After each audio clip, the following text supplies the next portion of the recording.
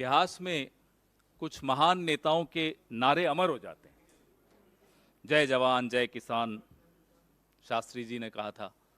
तुम मुझे खून दो मैं तुम्हें आज़ादी दूंगा, नेताजी ने कहा था। लेकिन कुछ निकम्मे नेताओं के भी नारे अमर होते हैं। मैं नाम नहीं लूंगा।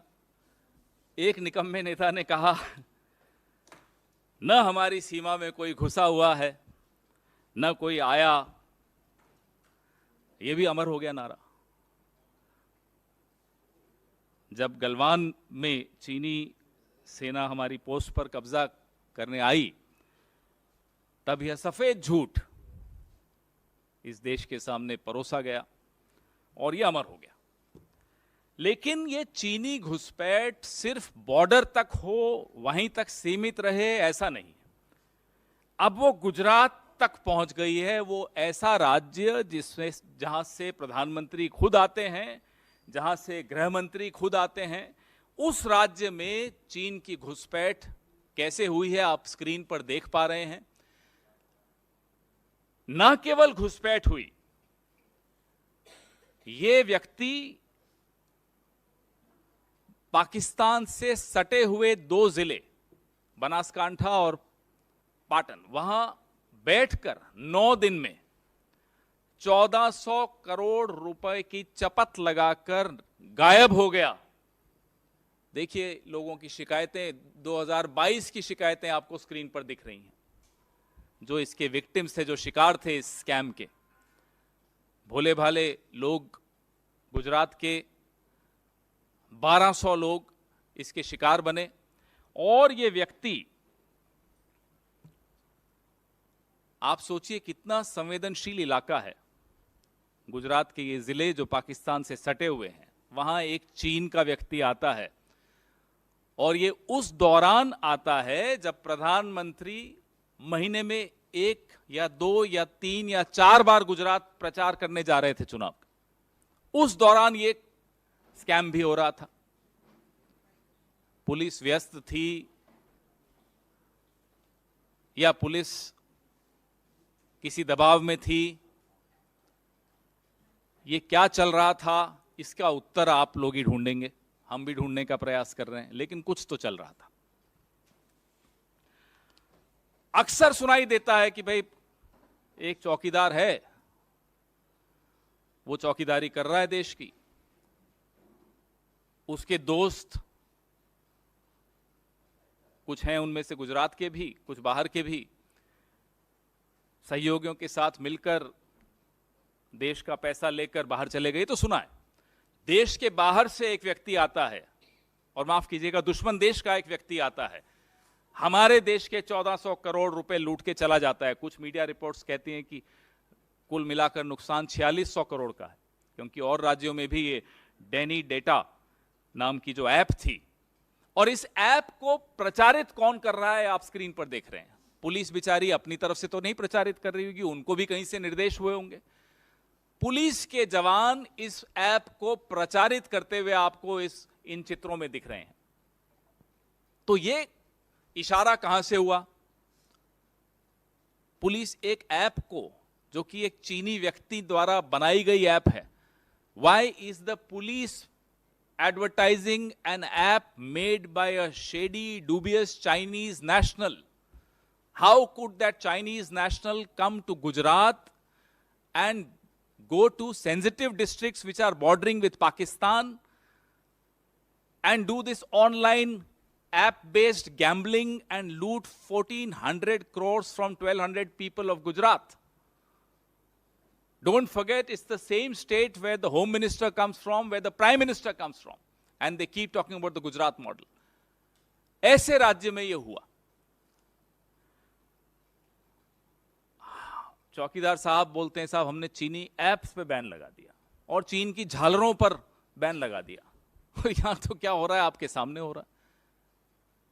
तो ये संभव नहीं है कि जिस साहेब की इशारे के बगैर पत्ता नहीं हिलता इस देश का, उनके आंगन में चीनी घुसकर आया, 9 दिन रहा, 1200 लोगों को शिकार बनाया, 1400 करोड़ रुपए लूट के चला गया। या तो जो कहता है मैं चौकीदार हूं वो चौकीदारी ठीक नहीं कर रहा, या फिर और ज्यादा गंभीर मामला है। हम तो बहुत सवाल पूछ चुके हैं साहब, चीन से आपका रिश्ता क्या है, हम तो बार बार पूछते हैं। जब आज से 20-21 साल पहले आपको कहीं का वीजा नहीं मिलता था तो चीन आपका बड़ा स्वागत करता था और आप बार बार चले भी जाते थे। तो ये रिश्ता क्या है? इस रिश्ते के चलते भारत को ना केवल सीमाओं पर नुकसान हो रहा है, आपने तो बड़ी बड़ी ढींगे हाँकी थी, गुजरात के लोगों को भी और देश के पूरे देश के लोगों को भी मूर्ख बनाया था कि साहब ढोलेरा में चीन के सहयोग से गिफ्ट सिटी बन रही है, वहां स्मार्ट सिटी बन रही है। स्मार्ट सिटी कहां बनी? स्मार्ट सिटी बनी अरुणाचल में, हमारे बॉर्डर के भीतर आके चाइना स्मार्ट सिटी बना के चला गया। तो उस वक्त आपने चीन के नाम से मूर्ख बनाया, और तो और गुजरात के करिकुलम में चीन की भाषा तक लाए आप। क्या चीन का प्रेम है साहब आपके साथ? चलिए, आपका प्रेम आपको मुबारक हो, देश को नुकसान कैसे होगा? गुजरात के लोगों को इतना भारी नुकसान हुआ और ये मीडिया में नहीं आता तो 1 साल तो गुजर चुका था, हमें और आपको तो इसका कोई भान ही नहीं होता, कोई ज्ञान भी नहीं मिलता। तो ये सवाल बहुत गंभीर हैं कि चीन से आपके रिश्ते कितने गहरे हैं और इतने गहरे क्यों हैं कि उसकी कीमत देश की सीमाओं पर भी हमें अदा करनी पड़ती है, गुजरात में के भीतर भी हमें उसकी सीमा, उसकी कीमत अदा करनी पड़ रही है। किस स्तर तक आपके ये रिश्ते हैं? अब तो मुझे लगता है कि ये जो ऐप अनइंस्टॉल करने के जो आपके नारे थे, अब देश यह समझ चुका है कि अब ऐप अनइंस्टॉल करने से काम नहीं चलेगा, सिस्टम में एक वायरस है, अब उस वायरस को निकालना होगा। 2024 की इंतजार हो रही है कि उस वायरस को ही निकाल दें, अभी ऐप से काम चलेगा नहीं, क्योंकि रिश्ता कुछ और ही है। यहां हमारे सवाल हैं, बड़े स्पष्ट सवाल हैं। आप प्रधानमंत्री जी, आपके राज्य में ये हुआ, गृह मंत्री जी आपके राज्य में ये हुआ, आपने सर्टिफिकेट देते रहे, क्लीन चिट देते रहे, ये कैसे संभव हुआ? जिम्मेदारी किसकी बनेगी? कैसे एक ऐप उसने यहां आकर बनाई, पुलिस के जवान उसको प्रमोट कर रहे हैं, उसका एडवर्टाइजमेंट कर रहे हैं, उसका विज्ञापन दे रहे हैं। कहां है ईओडब्ल्यू, कहां है ईडी, कहां है सीबीआई, कहां है एनआईए, कहां है डीआरआई?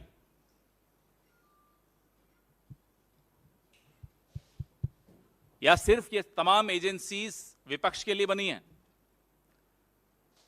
जहां देश का नुकसान हो रहा हो, देशवासियों का नुकसान हो रहा हो, वेयर आर दीज एजेंसीज?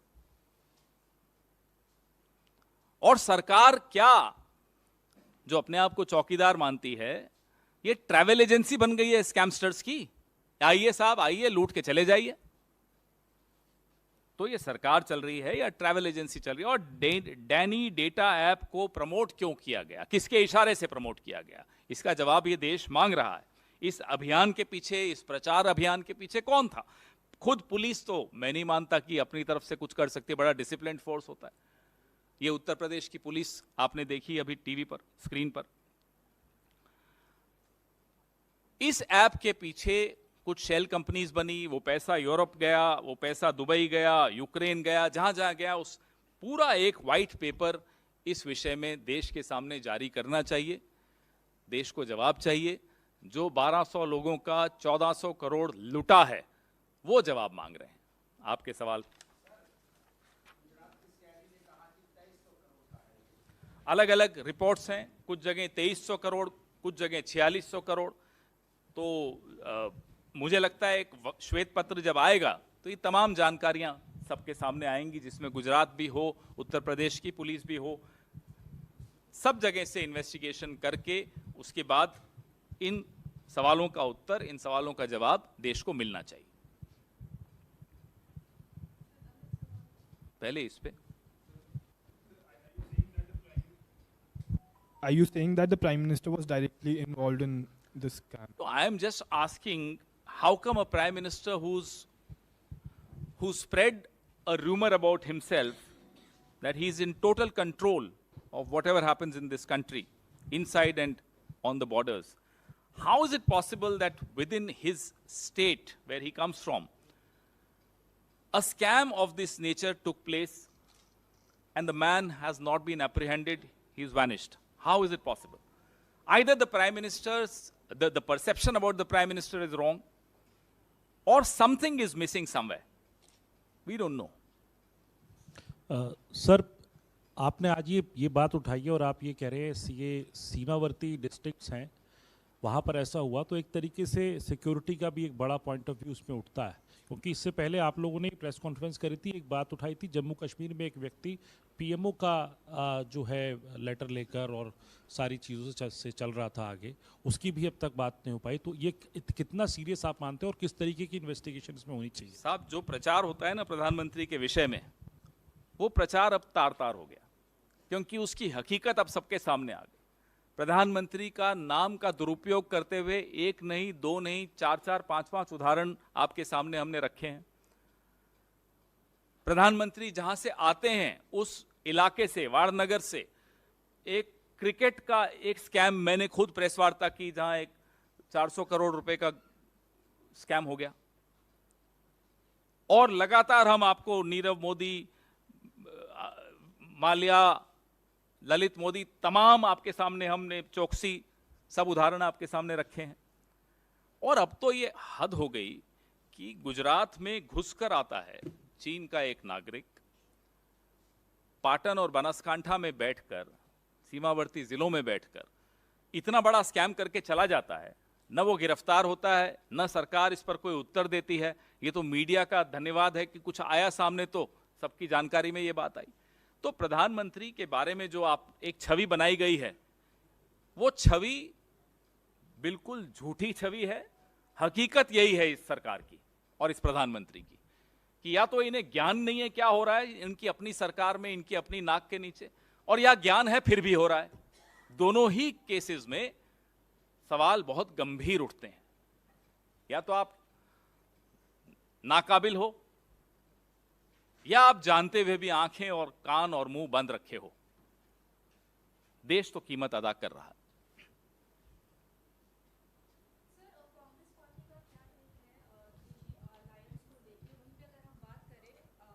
आपके पार्टी के लीडर संदीप दीक्षित का भी एक बयान आया है, जहां उन्होंने ये कहा है कि हमें बार बार आम आदमी पार्टी को कोई क्लैरिफिकेशन देने की ज़रूरत नहीं है। जिस तरीके से 2 दिन पहले उन्होंने बोला कि हम मीटिंग जो होने वाली है मुंबई, उसमें हम पार्ट नहीं लेंगे, तो we should not give every time clarification to Aam Aadmi party. वो तो 2 दिन पुरानी बात हो गई, वो तो बात भी खत्म हो गई। अब इस पे संदीप दीक्षित जी ने आज बोला, उन्होंने आज कहा होगा, लेकिन ये बात तो 2 दिन पुरानी, वहीं वो चैप्टर वहीं क्लोज हो गया था। तो अब उस चैप्टर को मैं नहीं समझता कि रीओपन करने की कोई आवश्यकता है किसी को भी।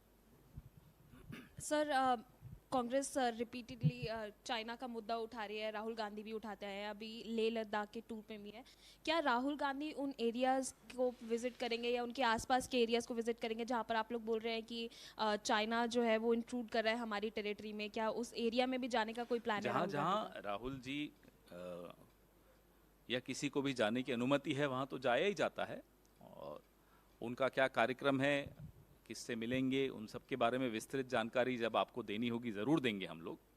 लेकिन चीन एक गंभीर विषय है।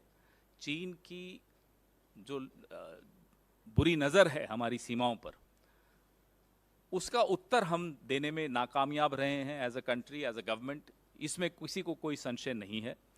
बात की थी आपने लाल आंख दिखाने की, आपके अपने राज्य में घुसकर वो 1400 करोड़ का स्कैम करके निकल गए और आपको कुछ जानकारी नहीं थी, ये कैसे मान लें हम? तो सवाल बहुत गंभीर है चीन पर। और चीन से प्रधानमंत्री के जो रिश्ते हैं, वो रिश्ते भी बहुत बड़ा प्रश्न चिन्ह खड़ा करते हैं। सर, इंडिया जो अलायंस हुआ है, ये लोकसभा चुनाव 2024 के लिए हुआ है या फिर अपकमिंग जो 5 राज्यों में विधानसभा है उनके लिए भी है? और दूसरा सवाल है सर, कल एमपी और छत्तीसगढ़ की बीजेपी ने पहली लिस्ट जारी की है, ऐसा पहली बार हुआ है, पहले कांग्रेस अक्सर करती आ रही है, क्या कहेंगे इसको लेकर के? वो कितनी लिस्टें कितनी कभी भी निकाल दें, उससे क्या फर्क पड़ता है? हारने का तो दिन एक ही है ना, फिक्स्ड। रिजल्ट तो ऐसा नहीं ना कि पहले आ जाएगा उनके लिए। उनकी हार तो उसी दिन होगी जिस दिन हमारी जीत होगी, वो तारीख नहीं बदली जा सकती। पहला सवाल आपका बड़ा रोचक है इंडिया अलायंस आने वाले लोकसभा की लिए एक स्ट्रैटेजी बना रहे हैं कि किस तरह से इस सरकार को शिकस्त दें। बड़ा स्पष्ट है, बार बार ये दोहराया जा चुका है। पवन जी, एक सवाल ये है कि जो दो तीन चीज़ें आनी है, एक तो अन अकेडमी वाला एक मसला आया है, एक अशोका यूनिवर्सिटी को लेकर के भी आया, वहाँ के कुछ प्रोफेसर्स ने एक स्टेटमेंट जारी किया। ये जो शिक्षा जगत से जुड़ी हुई जो चीज़ें चल रही हैं, कुछ स्टेटमेंट्स को लेकर के, उसको आपकी पार्टी का क्या उस पर रुख है, देखिए किस साहब, तरीके से जहां तक मैंने उस अध्यापक की बात सुनी, वीडियो देखा, तो उसने तो किसी का नाम नहीं लिया, उसने तो अनपढ़ नेता बोला। अब कोई पर्सनली ले लेता है तो उसमें तो कोई क्या कर सकता है। उनको क्यों लगा उन्हीं के बारे में बात हो रही है? इन्हें तो नहीं लगा, हमें तो नहीं लगा, कांग्रेस में से तो किसी को नहीं लगा। भाजपा को क्यों लगा कि उन्हीं के नेता की बात हो रही है? और शिक्षा से, शिक्षण जगत से ऐसा क्या दुश्मनी है इनकी कि जब से सरकार में आए हैं साहेब, यूनिवर्सिटीज के पीछे पड़े हुए हैं। वो उस्मानिया यूनिवर्सिटी हो, जवाहरलाल नेहरू विश्वविद्यालय हो, अलीगढ़ मुस्लिम यूनिवर्सिटी हो, अशोका यूनिवर्सिटी हो, प्राइवेट एकेडमीज हो, जहां देखो यूनिवर्सिटीज पे इनको जैसे विशेष दुश्मनी है कि जहां ज्ञान हो। अब या तो साहब आप हर विश्वविद्यालय का नाम बदल के व्हाट्सएप विश्वविद्यालय रख लो, फिर देखो कैसे रिश्ता इनका ठीक होता है विश्वविद्यालय से। इनको लगता है ज्ञान का एकमात्र स्रोत है, there is only one source of knowledge and wisdom which is WhatsApp. तो जब कोई व्हाट्सएप से इतना प्रभावित हो तो जाहिर सी बात है उसको विश्वविद्यालयों से और ज्ञान के इन मंदिरों से दुश्मनी होगी।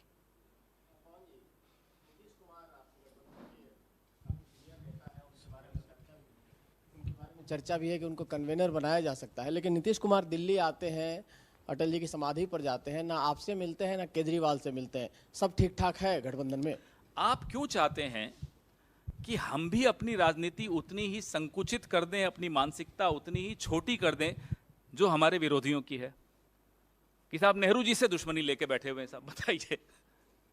तो आप चाहते हैं कि हम भी वैसे ही हो जाएं कि अगर कोई प्रधानमंत्री हमारी सरकार या हमारी पार्टी का नहीं हो तो हम उसको बिल्कुल इज्जत देना बंद कर दें, आदर देना बंद कर दें? आप माफ कीजिएगा, हम अपनी मानसिकता मोदी जी की वजह से तो नहीं बदलेंगे। हमारी मानसिकता भारतीय मानसिकता है, इंडियन मेंटालिटी है, वैसी ही रहेगी, कोई बदल नहीं सकता। Sir, audio has been accessed by Times Now, our channel, of Aam Aadmi Party MLA Naresh Balyan, in which he was speaking to a gangster Kapil Sangwan to extort money from businessmen and builders as well. How do you see this entire matter, sir? Do you think that there should be a proper investigation that should take place? No, I hope and I'm sure that the party which came to power on the slogan of clean politics will take immediate and urgent corrective steps. The entire country, the entire city of Delhi is waiting for those corrective steps.